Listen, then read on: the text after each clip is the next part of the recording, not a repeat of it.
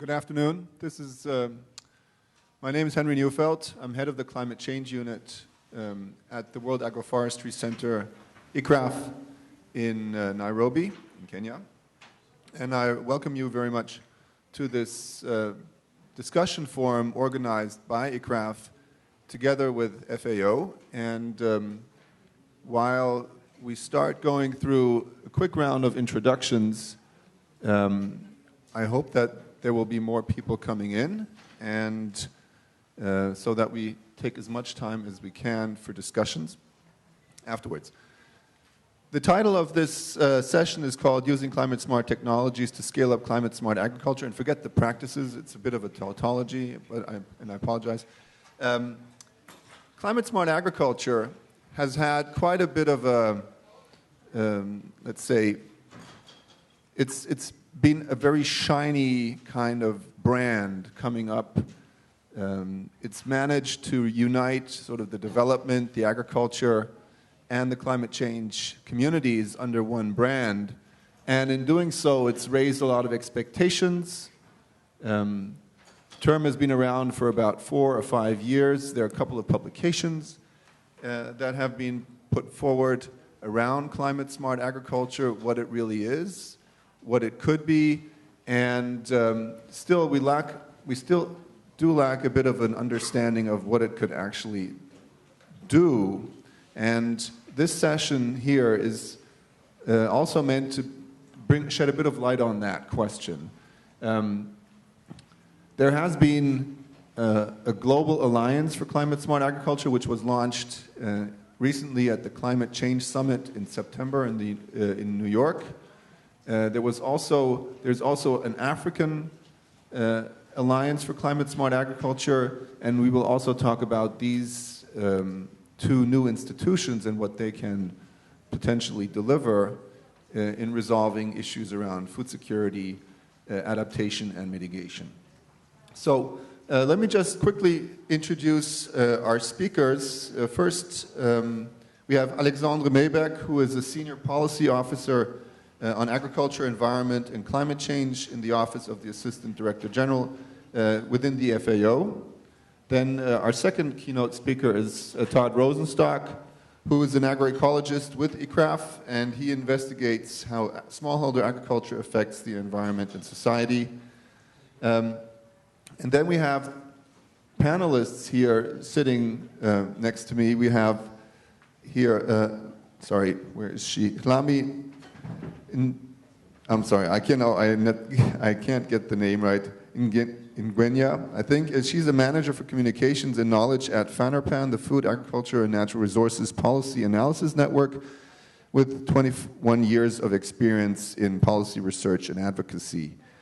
Then we have Martin Bwalia. He's the head of the Comprehensive Africa Agriculture Development Program, CAADP, within NEPAD. And finally, last but not least, Austin Tibu.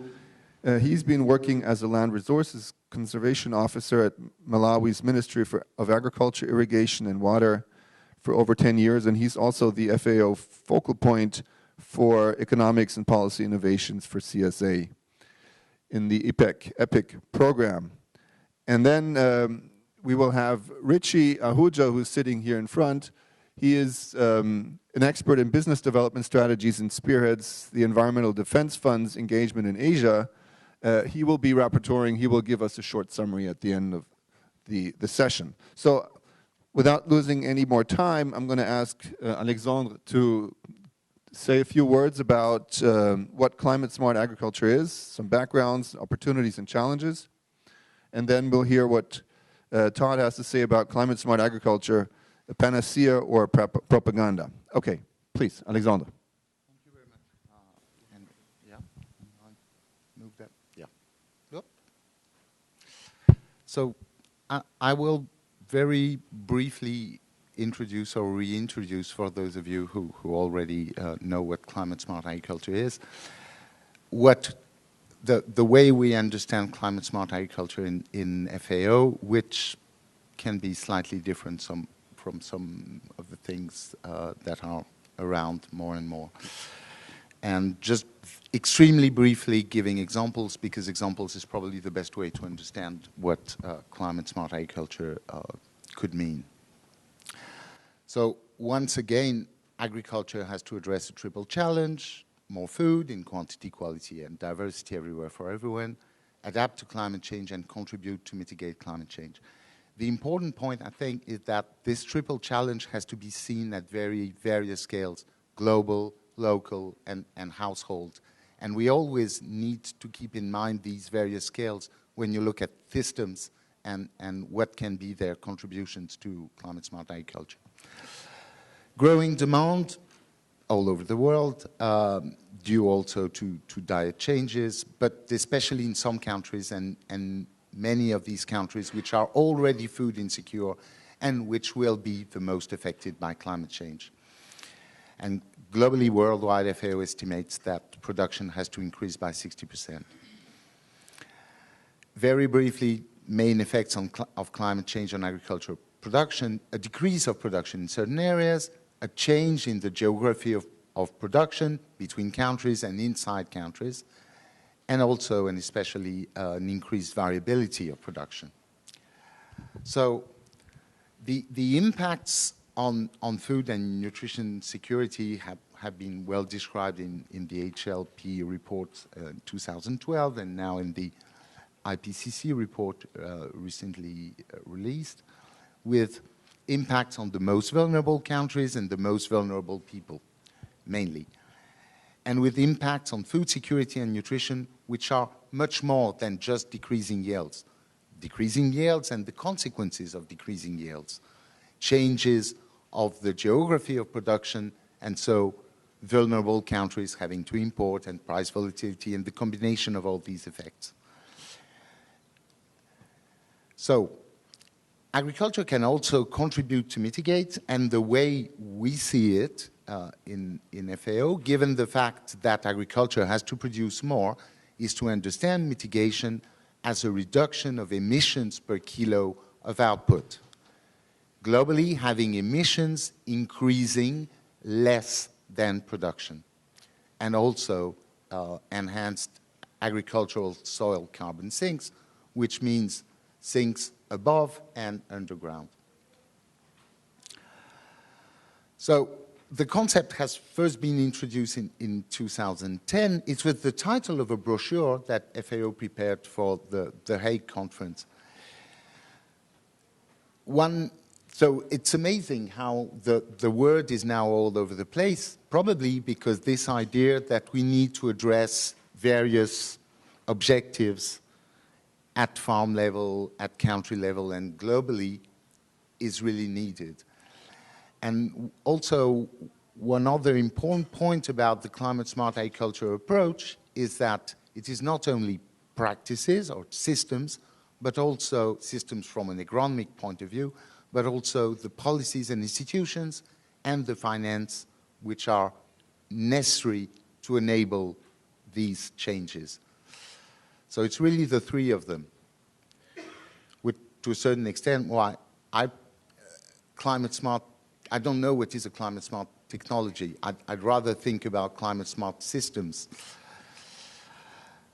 And when you try to take these three objectives together, food security, adaptation, and mitigation, globally what we want to do is more resource-efficient systems and more resilient systems. But be also careful to what we want to mean by resource-efficient systems.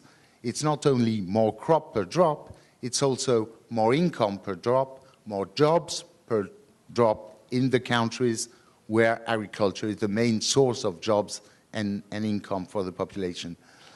Which means that it is very country, local, system-specific, the way you imagine the technologies and the way they are integrated in a system. And globally, what we think is that the trade-offs are not really between food security and mitigation or food security and adaptation, but rather between increasing resource efficiency and increasing resilience. And this is where you have to look at trade-offs and synergies. An important point, which is why I was insisting on the various levels in the system, is that we need to increase the general resilience of food systems, which means the physical resilience, environmental, but also the economic and social resilience of the system. One of these dimensions being able to compensate for a certain time, but not for a very long time. But for instance, social protection can help farmers resist a physical shock, avoid them selling all their livestock, for instance, and enable them to recover afterwards. But resilience has also to be seen at various levels, each level being able to compensate for another. The resilience of a household depends on the fact, also on the fact that they're diversified sources of income, but also it can be compensated by social protection, for instance. Trade can play a role to a certain extent, provided that there is income. So that's why we were insisting on the need to understand how the various systems relate one to another. Household to the farm to the landscape, the farm to the food chain, and all of that constitutes various food systems. So really very, very quickly, and you'll hear much more about it after me, understanding climate-smart agriculture has to be done on the ground, in the field, in real systems. So these are just examples of a brochure you'll find downstairs, where we tried to look at the various dimensions of the impact of a technique. In other words, and to come back to the title of my presentation, we believe that there are opportunities to have climate-smart systems, more efficient and more resilient. But the challenge is to be able to properly measure the various impacts of the techniques, both environmentally, economically, and socially, and in various time frames. And these are very different according to the system.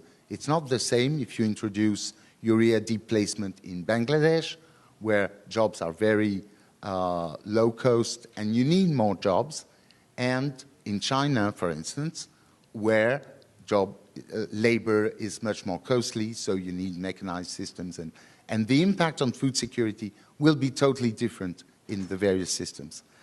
And very often what happens is that, which is where climate-smart agriculture makes the change, we've introduced a technology for a precise objective, and we measure that precise objective.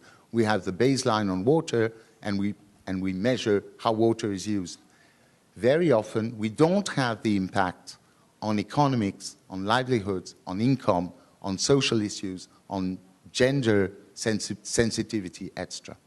So these are some cases where we have them. Sustainable grazing for better livelihoods in China. This is an interesting project because in the beginning, it was introduced as a mitigation project to increase carbon sinks. But in fact, it is totally transforming the systems and the livelihood of the people, and it's much more a food security and an adaptation project with a carbon finance component, but it is this carbon finance component which began triggering the institutional changes. You'll hear probably more about these afterward.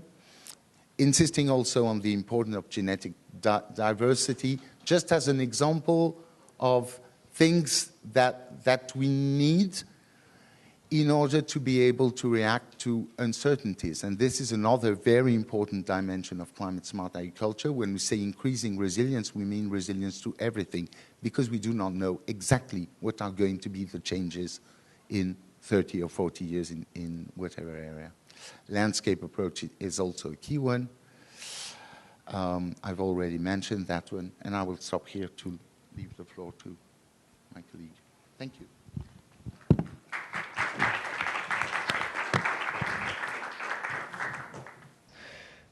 So what I'm going to be talking about today is trying to answer... Ooh, it's cut off. Hopefully not all of the slides are like that. What I'll be talking about today is trying to answer this simple or somewhat complicated question: climate-smart agriculture, propaganda, or panacea? And here, and like this title slide, this question is incredibly complicated, especially for climate-smart agriculture. Because with climate-smart agriculture, what we're talking about in many cases is multiple dimensions. We're talking about multiple practices. Here you can see it's agroforestry, intercropping, conservation agriculture, improved cook stoves, as well as multiple outcomes. So we're looking at nutrition security, we're looking at poverty alleviation, we're looking at natural resource management. And so how do we even begin to think about and begin to analyze this type of complexity? I would contend that it's this type of complexity that has largely made helped spur the debate about whether or not climate-smart agriculture can actually achieve some of its ambitions.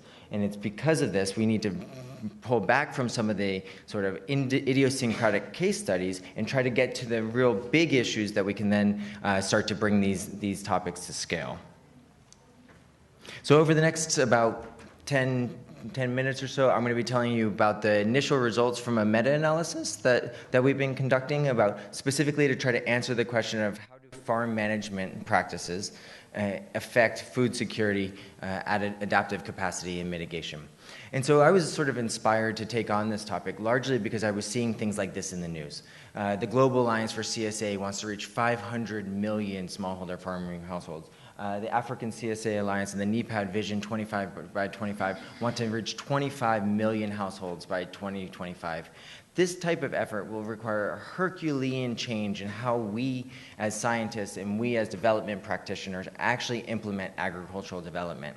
And so, but the real question here is, what is the evidence base? All of this type of development initiatives is fundamentally based on the assumption that we have evidence for that improved practices, CSA, will improve food security, adaptive capacity, and mitigation objectives. Well, and also it's based on the fundamental assumption that we have some idea about the synergies and trade-offs between these different components.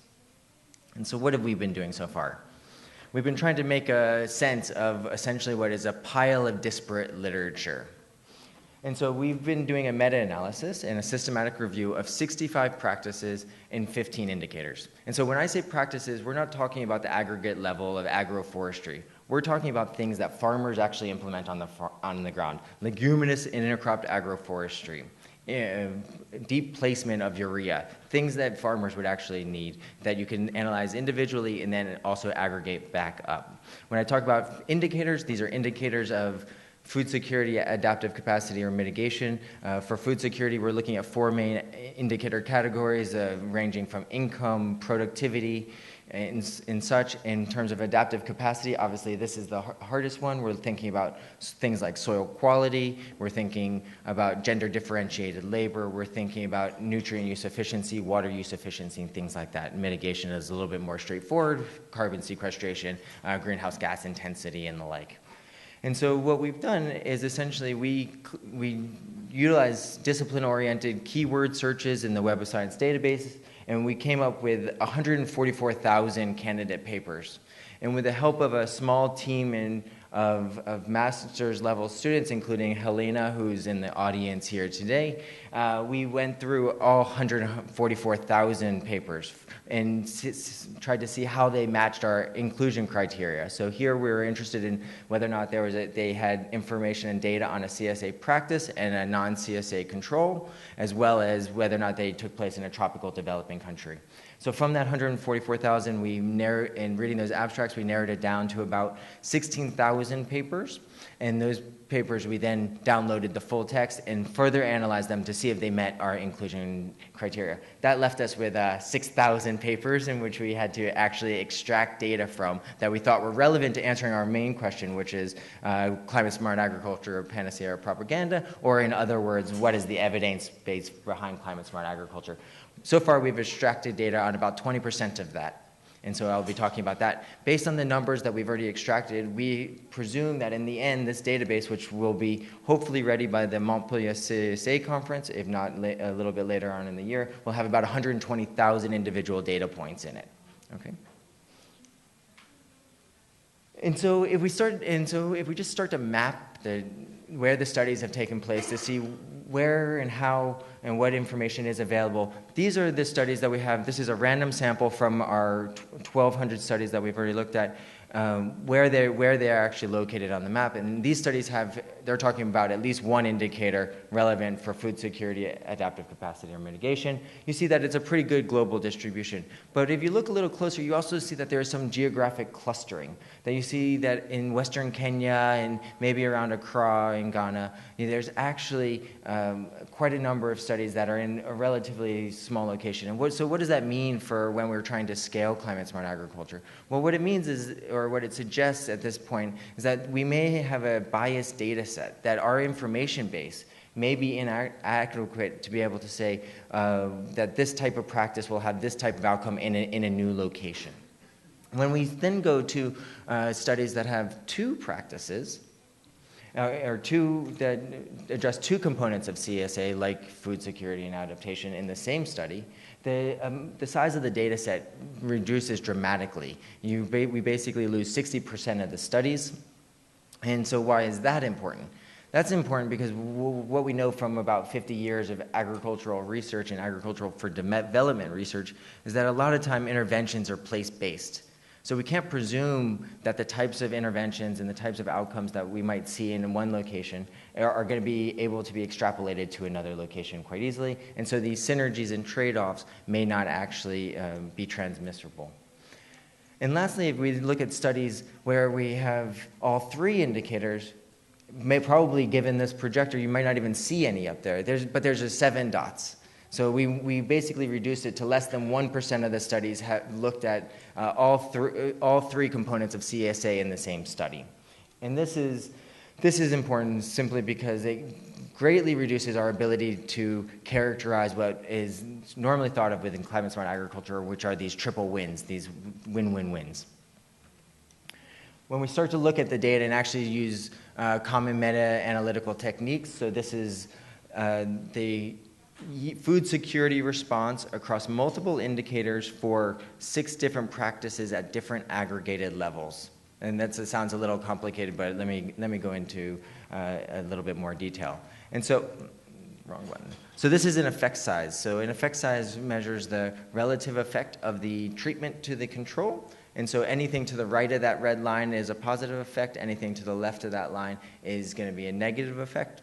If it crosses that line, it's not significantly different than 0, and you may have positive or negative control or negative effects. And so basically what you see here is that there's not only a wide variability for any given practice, for instance in agroforestry, but there are some clear winners. The use of inorganic fertilizer seems to be quite positive. The use of increasing protein in livestock feeds as well. The interesting part is that in most cases, people are talking about climate-smart agriculture at a very aggregate level. They're talking about agroforestry as climate-smart. Well, as you can see in these top two panels, once you start disaggregating the data from agroforestry to actually leguminous agroforestry, the actual effect changes. And so I would argue that you would need to actually begin to think about it in this more disaggregate level when you're identifying things as climate-smart. And lastly, let's look quickly at some synergies and some trade-offs. And so this is just the synergies and trade-offs for the adaptation and food security indicators that are in a 130 random sample of 130 studies. So as you can see, there are only 55 comparisons in that 130 studies, so that's back to the about 60% decline that I mentioned earlier. And everything in the red box in the lower left-hand corner is where you don't want to be. This is lose-lose. So about 6% of the studies showed that there were lose-lose effects between adaptation and food security.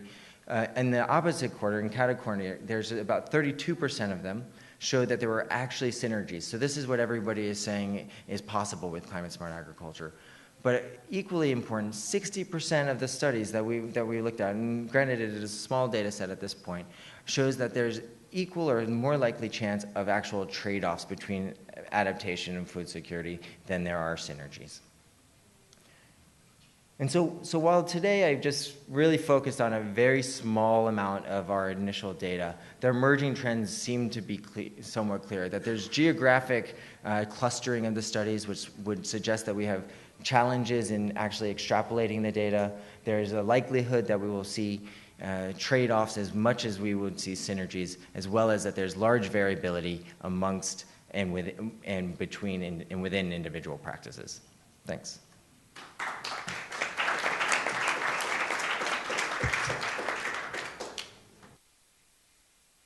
Okay, thank you. So before we go to some questions, we'll have another round of panelists giving their sort of views on what they've just heard, also just making some statements in regard to, let's say, the alliance here. So let's start off with Martin, and then Lami and Austin in that order. And I'll ask you to be fairly brief so that we have as much time as possible for questions and answers where you can sort of elaborate more on any issues you might want to raise. Okay? So, Martin, you want to kick us off, please?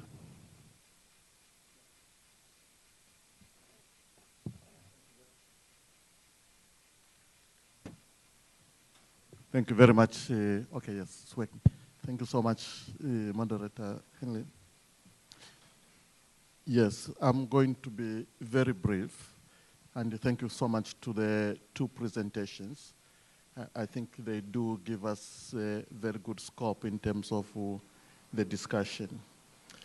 Now, and I pick it up from the messages, key messages out of the two presentations. And I would say, is it possible, looking at what we've just heard in terms of what is climate smart agriculture, is it possible then, or is it correct to say that in fact climate smart agriculture is just any good agricultural practices? Anything that is actually good, and underline the word good, is going to give us productivity, food security, is going to give us adaptation, is going to give us mitigation value. And sometimes when you look back into what we have described and what we've known as good agricultural farming, when we say climate smart agriculture, are we saying anything different? What is new in this? And I start by saying that yes, in fact, there is something new, there is something different. One of the first important issues is that in dealing with and talking about climate smart agriculture, we want to go beyond just the issue of securing productivity. So this is more than just productivity issue. There is something that is actually very, very clear about the threats that climate change, or the opportunities that climate change bring on the whole spectrum and space on productivity and on the food systems. So you're looking at everything that we're doing in terms of farming practices, or what you call agriculture, and look at how far is it going to support enhancing ability to deal with the new emerging trends and threats, opportunities that are very specific to the occurrence of climate change, climate variability. And this, again, is about understanding the actual risks, which are actually are very localized, is appreciating the actual opportunities that you attribute to that climate change. The second point I want to make is that when you look at climate smart agriculture in terms of what is different, and in terms of those practices, is actually that is something that is compelling beyond. We talk about holistic, comprehensive approaches, but in climate smart agriculture, we are seeing a very practical compel to look at agriculture, to look at farming in a very, very integrated, holistic. And I like what the moderator was saying in the beginning, that is more than just climate smart technologies, but that we look at climate smart systems, because it's about practices, it's about policies and institutions, as mentioned, resources, but it's also about managing the trade-offs in terms of different constituencies, but also the trade-offs in time and space. So what are we doing today vis-a-vis what are the needs, requirements of future scenario? And the last and the third point in terms of the practices of climate smart agriculture is actually the value, and the one issue about climate smart agriculture is actually how much it should bring back the value, the benefits into the local circumstances, both in terms of environmental resilience, social resilience, but today, especially when you look at Africa, the issue is how do we support the communities to harness their resources, land and water, in terms of increasing access to economic or expanding economic opportunities, and actually enabling them to move in that spectrum towards a prosperity. Thank you. Okay, thank you very much, Martin.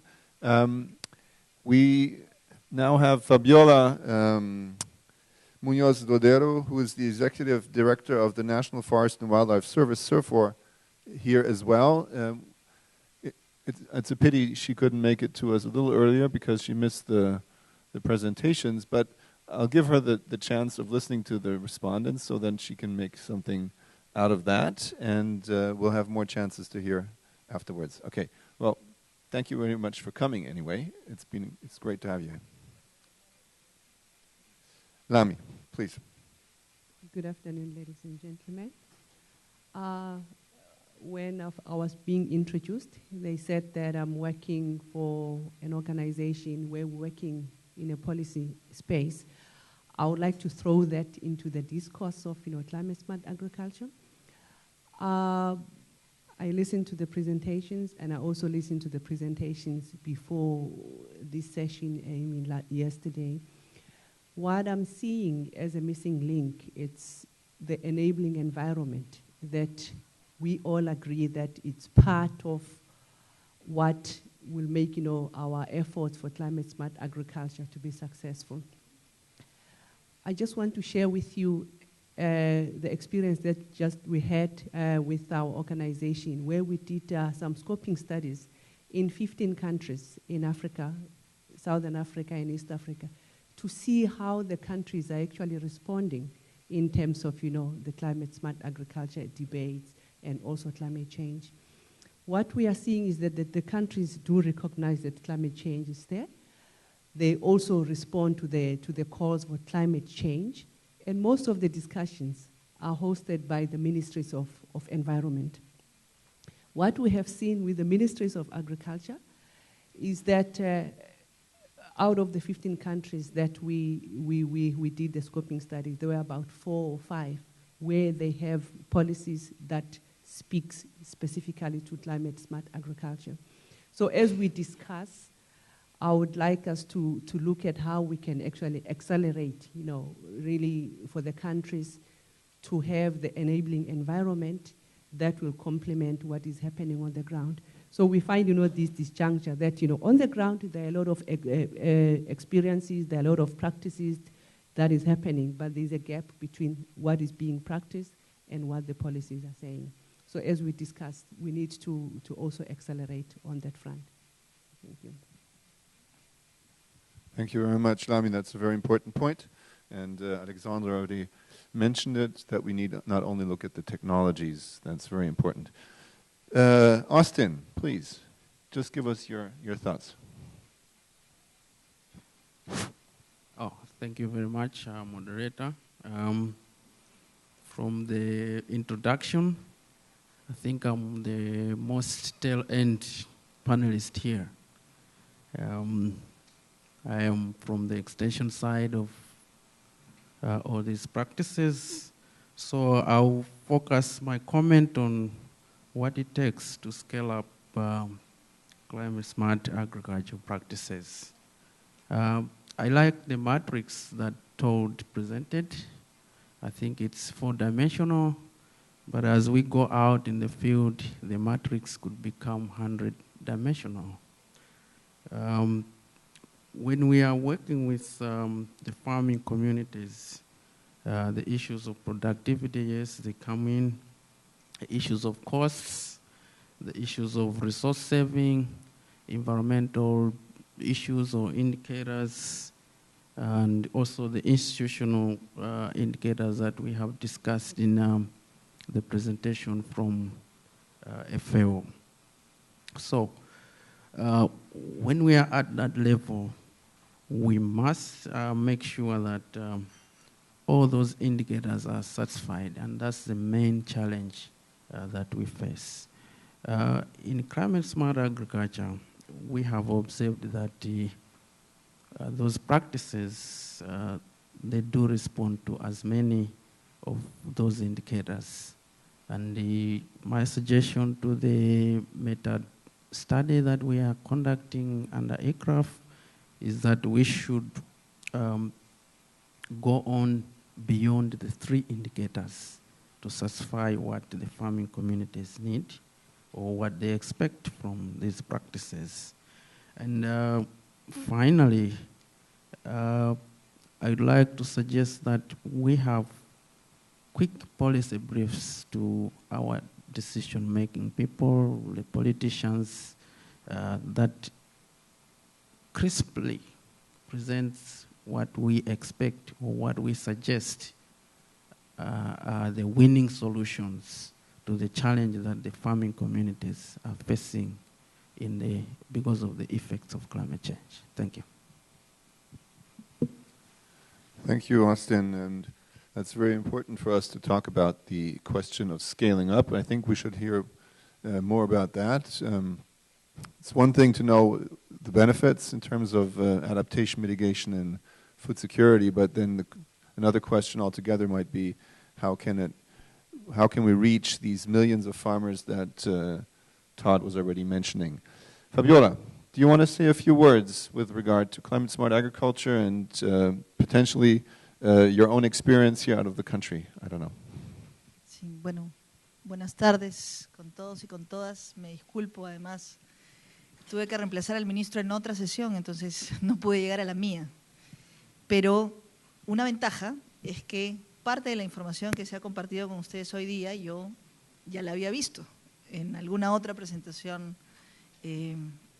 con los colegas de ICRAF y con gente de CIFOR y con otros que venimos trabajando en esto. Y yo quisiera comentar básicamente 3 temas en particular sobre tecnologías climáticamente inteligentes para una agricultura que esperamos se pueda volver climáticamente inteligente. La primera es el tema del reconocimiento de los saberes tradicionales, ¿no? Que es uno de los puntos esenciales. Creo que estamos muy alejados del tema de tecnologías que han sido utilizadas en el pasado y tecnologías que están siendo utilizadas hoy día, pero que en realidad no llegan a nivel de ser asumidas, por ejemplo, por aquellos que tomamos decisiones. Entonces, esta articulación entre el conocimiento tradicional que rescate esas tecnologías apropiadas y esas prácticas culturalmente apropiadas son uno de los elementos claves, ¿no? Y esto no solamente lo estoy diciendo como Ministerio de Agricultura y Riego, también esto tendría que estar, por ejemplo, en los sistemas de inversión, ¿no? Con el Ministerio de Economía, tendría que estar en los proyectos sociales con el Ministerio de Desarrollo e Inclusión Social. Es realmente el tema del conocimiento, cómo se incorpora en la política pública. El segundo elemento que creo que, si estamos hablando de la misma matriz que yo he visto en algún momento y que ha sido presentada ahora, hay una serie de buenas prácticas y de posibilidades que se podrían convertir también en política pública, pero que a veces en el Estado no tenemos, una de las cosas que se ha hablado, la conexión con aquellos que están haciendo investigación, ¿no? Hay un link que todavía no hemos podido, un chip que de repente todavía no hemos podido cambiar, que es cómo convertimos los resultados de la investigación en algo que informe mejor la política pública. Y ahí yo creo que tenemos que impulsar un diálogo más intercultural entre esas prácticas para convertir a la política pública que promueve esta agricultura más inteligente en cuestiones prácticas, ¿no? La sabiduría práctica de aquellos que finalmente han investigado, han logrado probar y que ahora deberíamos de adoptar. Y el tercer tema, y ahora sí voy a utilizar una sesión la sesión por la que no pude estar acá, una cosa que se está hablando ahorita con ministros de otros países es la importancia de poder incorporar a otros sectores que influyen en el tema de la agricultura o del manejo forestal que no son justamente ni el Ministerio de Ambiente ni el Ministerio de Agricultura, ¿no? Entonces, si en verdad nosotros queremos cambiar la agricultura en el país, tendríamos que incorporar a otros actores que también son tomadores de decisión y que definen política pública y que no son los tradicionales, ¿no? Justamente en esta discusión en la que estábamos, uno de los temas que se discutía era, bueno, ¿y qué tiene que ver, por ejemplo, el Ministerio de Justicia, ¿no?, en una discusión como esta? ¿O qué tiene que ver el Ministerio, por ejemplo, de Inclusión Social? Y en realidad tienen mucho que ver, porque para darles simplemente una idea, en el Perú, si un agricultor, o sea, si una comunidad o un pequeño va a un área y tala ilegalmente, pone esa madera en un camión y se la lleva, el primer puesto de control lo va a parar y le va a decomisar la madera y probablemente… perdón. Ok, bueno. Y probablemente lo va a denunciar, ¿no? Y van a decomisar el producto que ha sido talado ilegalmente, que es madera. Pero si un agricultor hace exactamente lo mismo, retira la cobertura forestal de un cuarto como este y pone maíz y vende el maíz, nadie lo va a parar. Al contrario, ¿no?, porque es un producto agrícola, aunque provenga de un área que está deforestada. Entonces, si los ministerios de justicia, por ejemplo, que dictan muchas normas vinculadas a estos temas, no entienden ese cambio en la política, es difícil que podamos conseguir también desde ahí una entrada para sancionar no al que está haciendo tal ilegal solamente, sino al que está haciendo una agricultura que tampoco es la correcta. Y eso tiene que ver con un tema de educación, o sea, hay varios aspectos y factores que entran aquí, ¿no? Entonces, creo que hay un nivel de articulación de política pública que todavía no está siendo suficientemente trabajado para lograr instrumentos que permitan tener esta agricultura climáticamente inteligente. Okay, thank you so much. Haberme perdido la presentación, además. I think you added a very important element and gave some more sort of depth to the question of what contributes to enabling environments from the political perspective, and I think that was very useful for our audience here. So we have quite a bit of time for questions, and then so I'd like to take 2 or 3 questions at a time, and then we'll give our panel an opportunity to respond. I have Jonathan here in the back. Yes, sir, number 2, and we'll take one more afterwards. What? Go ahead, Jonathan. Yeah, my name is Jonathan Cornelius. A question actually for Fabiola. Can you introduce yourself, please? I Not just did. the institution. Okay, sorry, Henry. This is Jonathan Cornelius. I'm regional coordinator for World Agroforestry Centre based here in Lima. Okay, yeah, a question for Fabiola. Fabiola, your interesting remarks about the need to close the gap between research and policy. Yeah? And coincidentally, possibly, in our institutions, the CGIAR, we spend a lot of time thinking about theories of change and how our research can change what happens to its intended, or rather can change what our intended users do, shall we say. In this case, how our research can change policy. What I'd like to ask you as a implementer and former of policy is, to what degree the ultimate end users of research also have to come back down the chain of impact themselves and somewhere meet the scientists as they try increasingly to work forwards in the chain of impact. Yeah? Hope I'm being clear. What I'm trying to say is that as researchers, we are being asked to be increasingly accountable for our research being implemented, for example, in changing policies.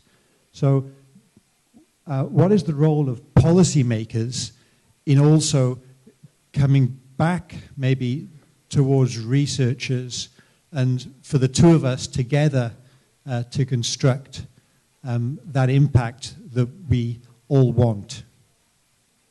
Thank you. Okay, please. Yes, sir? And then the lady behind him as well. Thank you. I'm Doug Boucher from the Union of Concerned Scientists. My question is for Todd. The graph you showed had what to me was a striking and even paradoxical result, which is that a very large and quite impressive meta-analysis from the World Agroforestry Center showed that there was no significant effect of agroforestry. But you were only talking about the effects on food security. What were the significant variables that affected mitigation? Okay. Karina Pinasco, de Asociación Amazónicos por la Amazonía. Gracias por sus intervenciones. Coincido con Fabiola, aunque dijiste 5, Fabiola, y solamente mencionaste 3 de los puntos. Pero voy a hacer un comentario que hice en la sala anterior respecto al tema de climáticamente inteligente, agricultura climáticamente inteligente. Por todo lo que estamos viendo, necesitamos que sea un proceso mucho más integral. Tú mismo lo mencionaste, la articulación de los sectores, el tema de políticas públicas, conocimientos tradicionales. Y ahí venía la pregunta, ¿nos vamos a conformar con que sean agricultura climáticamente inteligente? ¿Por qué mejor no avanzamos hacia economías climáticamente inteligentes, y eso va para todos, o modelos de desarrollo que sean climáticamente inteligentes? ¿Y cómo haríamos todo ese proceso? ¿Cómo empujaríamos todo ese proceso? Porque al fin y al cabo, por ahí creo que podría estar la salida a todo lo que estamos viviendo ahora. Okay, let's give the panel the opportunities to respond. And yes, let's start with Fabiola, and then I'll pass it on to Todd.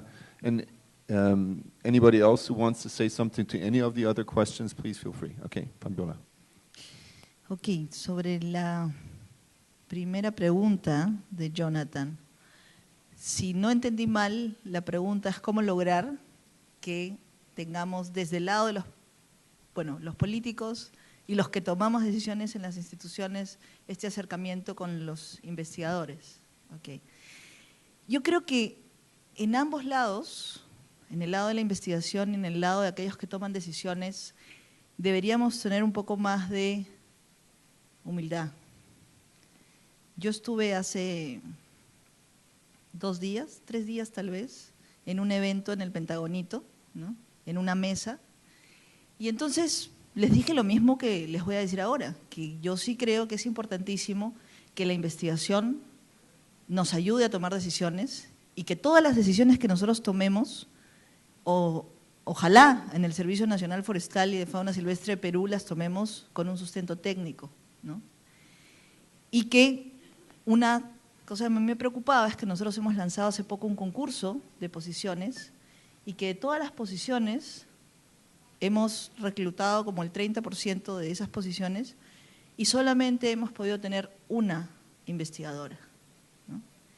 Y entonces los investigadores no quieren entrar al Estado, ¿no? Y ese es un problema. Y claro, una de las respuestas que me dieron en esa sala fue que fácil, el tema para solucionar este problema es que los políticos prácticamente dejen de existir y que solo los científicos sean tomadores de decisión, ¿no? Y claro, cuando uno escucha ese tipo de cosas, igual que yo he tenido esa misma discusión, yo no sé si ustedes lo saben, pero yo soy abogada y ustedes podrán decir qué hace un abogado de director del Servicio Forestal de un país, porque nosotros en el Perú en este momento estamos en un proceso de reforma y mi especialidad es el tema de política pública. Y entonces, una de las reformas que tenemos que lograr hacer es cómo se vincula justamente, generar la institucionalidad para vincular la investigación de una manera sencilla con el Estado, la política pública. Y entonces, la primera cosa que creo que todos tendríamos que hacer es aprender a respetar el rol complementario de los otros, ¿no? Y no mirarnos por debajo del hombro, ni los políticos, ni los investigadores, ni los economistas, ni los abogados. Ojalá tuviéramos, por ejemplo, más economistas, más financistas metidos en estos temas. Y creo que todos nos necesitamos. Y eso me lleva a combinar la intervención de Karina y la de Jonathan en este sentido. La respuesta que requerimos hoy es una respuesta urgente, porque no tenemos mucho tiempo, para tomar decisiones acertadas. Y las decisiones van a estar más acertadas mientras más investigación tengamos como soporte, mientras más sustento científico tengamos. Y entonces ahí la pregunta es si solo nos quedamos en la agricultura, y yo creo que no. O sea, justamente el tema aquí es cómo entramos, con el ejemplo que les daba desde el Ministerio de Justicia, pero también cómo entramos desde educación, salud, energía y minas, cómo entramos desde todos los sectores, y creo que ese es en realidad el potencial más importante de estos 2 días de trabajo, que es esa mirada de paisaje, pero no solamente en el paisaje geográfico o físico, sino en este paisaje que tenemos aquí. Si yo les preguntara, por ejemplo, ¿cuántos economistas hay aquí? ¿Cuántos economistas hay aquí? 2, ¿no es cierto? ¿Cuántos ingenieros agrónomos? Vaya, un poquito mejor, 5. ¿Cuántos sociólogos? 2, 3. ¿Cuántos abogados? Y ustedes saben cuántos abogados definen la política pública en nuestros países, pero ¿a cuántos nos invitan? Si cada uno de ustedes, desde sus profesiones, ¿cuántos biólogos hay? Ajá, ¿no es cierto? ¿Y cuántos investigadores hay aquí? Ajá, ¿no es cierto? Miren ustedes, si cada uno de ustedes se propone adoptar un abogado, ¿se imaginan la revolución que podríamos hacer? Pero eso es parte de entender que el mundo ha cambiado y que nos necesitamos entre todos. Hoy día mirar la agricultura fuera del manejo forestal y fuera de la economía verde es un error. Nos necesitamos. Y podemos discrepar y estoy segura que vamos a tener diferencias, pero la puerta está abierta para sentarnos en la mesa. Y esa creo que es la gran ventaja de un espacio como la COP y de este foro de paisajes. Gracias.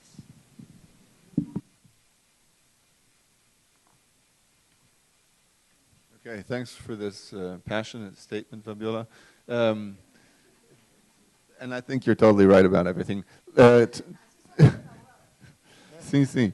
Todd, why don't you just respond to Doug's question? I think it's an important question, Doug. Follow up. Great.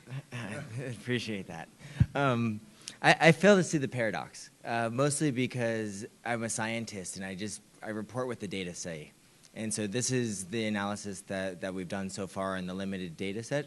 What you see and what you saw in that graph is largely driven by the variability in agroforestry systems that are included there. There's border planting, there's intercrop, there's legumes, there's timber species, and all of that, which is why you see such a wide range in the effect. And so I would presume that before the end of the analysis, when we've included more data, that we would see a different effect. How large that effect, positive or negative, it's hard for me to predict right now based on my reading of the 1,200 papers. Oh, the mitigation effects, we haven't looked at those data yet. Okay. Martin, do you want to say something about the question that Jonathan raised in the context of science and policy? I think you might be able to add a few words from your perspective, maybe put it into the context of the Climate Smart Agriculture Alliance. Yes, thank you. Indeed, that is an interesting issue, and it does come up all the time. In fact, in the Africa Alliance, one of the work stream we have identified where we're saying we need to make a difference is on the policy. We have one on the policy stream, but we have one which we're calling technical support. And this is the appreciation of the fact that, and I think in Africa you can say the politicians are coming quite a long way in respecting data, respecting evidence, and beginning to talk about facts and figures. And the problem is that these facts and figures, data, is not existing in the form, in the manner that they can actually use it at the moment. And that is the problem we have. So the issue in terms of research is actually how we can move and actually move very rapidly, not just in terms of technology development, but also support the politicians to answer the questions they need to answer in terms of real, with the evidence, with the objectivity that is desired. And one of the things we are looking at actually as a matter of approach is that when you talk about climate smart agriculture and looking at science, it's a very open space. There's a lot we need to know. But it's also clear that the climate smart agriculture we're talking about, in fact, as implied from the various discussions, is not the same as manufacturing a car in the laboratory and then take it out on the road to be used.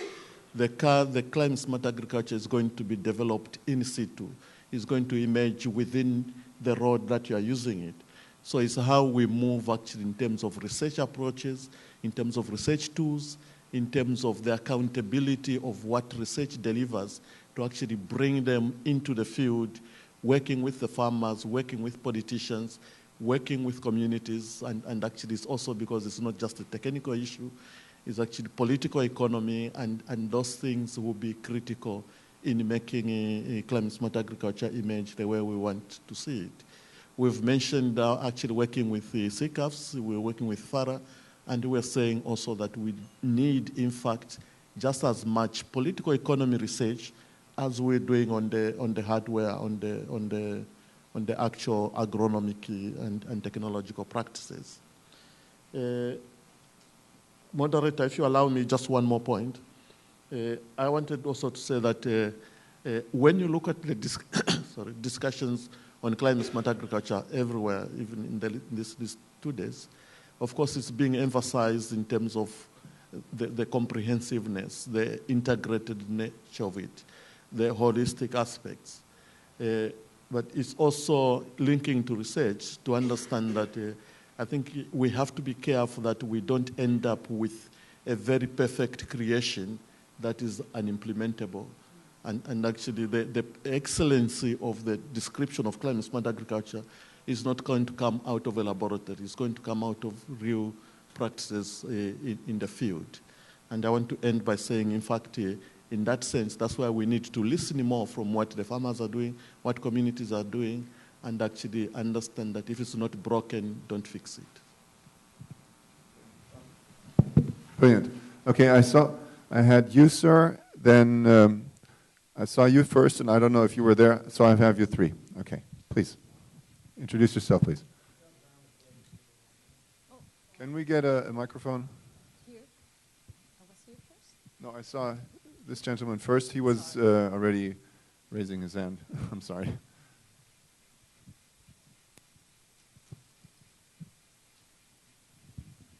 Thank you. Doug Brown with World Vision International. My question specifically to Todd, but I think Alexandra might be able to help with it as well.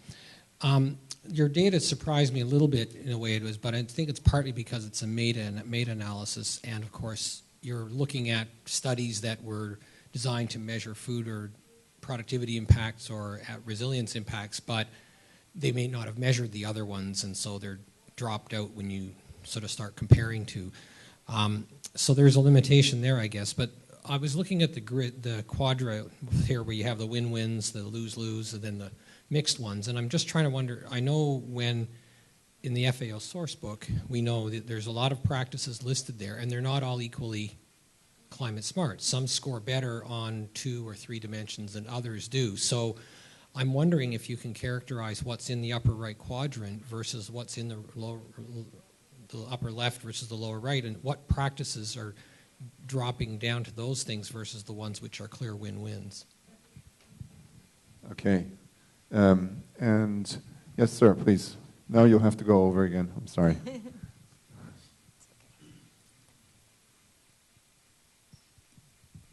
Can I take about 2 minutes to share how we have achieved climate smart agriculture and benefited in India? Yes. Okay. So if you would try to be very concise. Yeah, I would also try to be. I take 2 minutes. And try to frame a question as well. Later on. But first I would like to congratulate Todd for bringing out a very precise analysis of what is happening and what benefits have accrued. And if this taken further, then the world community will benefit. Now, climate smart agriculture, we started in Gujarat, India, about 10 years back, and we called it as a new extension approach. It is prior to agriculture season. It takes place in all villages together, 18,000 villages. Team is led by agriculture, extension administration, agriculture scientist, input dealer, and market people. And they go and meet the farmers at their doorstep, provide them information what crops they should grow in next season based on prevailing situation. 3 inputs are provided to farmer. One is soil health analysis, which I mentioned in the last session, that what crops their soil will sustain based on the weather parameters. Second is what is market demand for the crops, which crops they should select based on the market, and where the quality inputs are available. This is backed by water conservation measure at village level, which is funded by the government with community participation, so not a drop of water goes out. 70% of our area is rain-fed. Focus is on women farmers and rural youth. And rural youth are trained to identify what are micro-enterprises possibilities based on local agriculture produce. So it's a comprehensive approach, takes place every year prior to agriculture season. And what has happened in Gujarat, India, and which is now going on all over the country, the soil health card approach and everything, is that we had a -2% to +2% growth rate. We have now reached 9% growth rate in 10 years at constant price. So almost income of farmers have doubled and on par with non-farm sector. So if we follow this approach in a comprehensive manner, there will be less social turmoils which are happening in many parts of the world, and people are trying to grab justice by brutality. Thank you. Okay. Thank you very much for this comment, and I'm going to ask your intervention first, please. Okay, my name is Talendasim Tunzi, and I'm with FANAPAN. My question is basically on coordination, taking into account that CSA is at a global level, and also we have got the CSA Alliance at the African level. How are the coordination modalities? Do we have an implementation framework or a monitoring and evaluation framework at a global level that resonates with other regions? And are we following a bottom-up approach in terms of coming up with those kinds of frameworks? And the other question is on the CSA technologies. Do we have context-specific CSA toolkit or technologies that we have to really say this is what we call climate smart agriculture, or it's just the 3 indicators that were showed here that indicate on food security, adaptation, and mitigation? Do we have practical, context-specific toolkits that are talking to different ecotypes in the different regions that we are operating in? Thank you. Thank you very much for this excellent question. So what I would suggest is that Alexandre and Austin, you could try to respond to the Indian gentleman's point, which I think was very context-specific, and I think it makes sense to sort of look at the question from a larger perspective. Is it transferable? Can it be done elsewhere? You know, what are the constraints? And because we talk about systems that are context-specific, we need to make sure that they actually fit somewhere else. And then, Todd, if you answer Doug's question, of course, and Rami, I don't know if you want to step in also looking at the questions of coordination, potentially. So, Alexandre.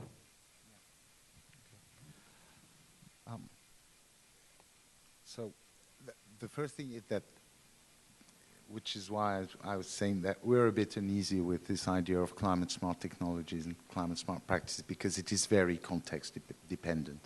It's ecosystem dependent, but it's also socially dependent. It depends how the communities are organized. It depends how the policies are supporting. It depends on the economics. And so from our perspective, what we need is having more examples of what has worked or what has not worked, with the various impacts and why it has worked or why it has not worked. What is the context which is around? The ultimate objective would be, I don't know if it would be toolkits, but information tools, knowledge platforms, call it how you want it, where practitioners or actors at whatever level, from governments, policymakers, of development practitioners or farmers, could go and have a look at situations which are as comparable as possible to theirs, or one aspect of the situation is comparable to theirs. So that's the objective, and you're right, it needs a lot of coordination. This event is part of it. The huge work done by Todd is an essential element of that, but there is still a lot to be done. But probably the biggest, from my perspective, the biggest mistake to avoid would be to say, oh, that's a solution. Just implement it top down. This wouldn't work. And not only it wouldn't work, but there is a risk of having wrong impacts in another dimensions. I think one of the important things with climate smart agriculture is that we say in the beginning, you have to look at the three things. You do not necessarily need to address them at the same level. The win-win-win thing is a myth, maybe. But you need to look at the three, and you need to know what damage you're doing in another dimension when you want to do something. And that's probably true for all natural resources issues or even development issues. But yeah, maybe and this probably is part of why the Quarter and what so many trade off, because it's not the same everywhere, but probably you'll be more able to answer it that way.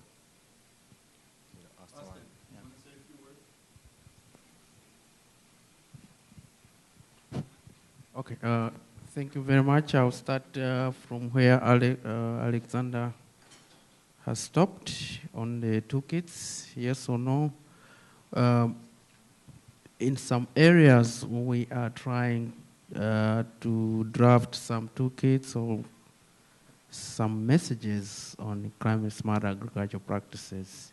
I'll give an example of the EPIC projects in Vietnam, Zambia, and Malawi, where we have looked at we have started looking at the trade-offs in terms of mitigation, all those triple wins, mitigation, food security, and adaptation.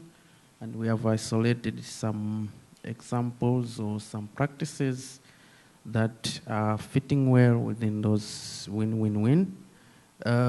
We are also doing some institutional mapping on how to move on or outscale these practices.